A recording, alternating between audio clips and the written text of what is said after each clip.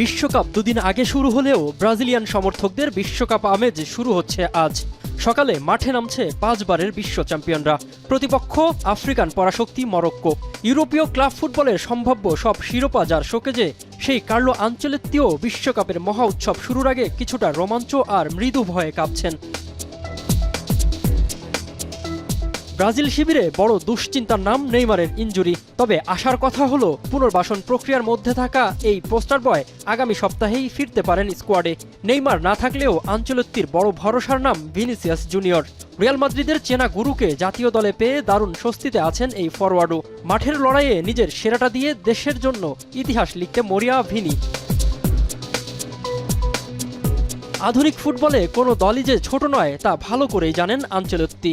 ইউরোপের বিভিন্ন লিগে খেলা মরক্কোর তারকাদের রুখতে রক্ষণ ও আক্রমণে ভারসাম্য বজায় রাখার ছক কষছেন সেলেসাওরা।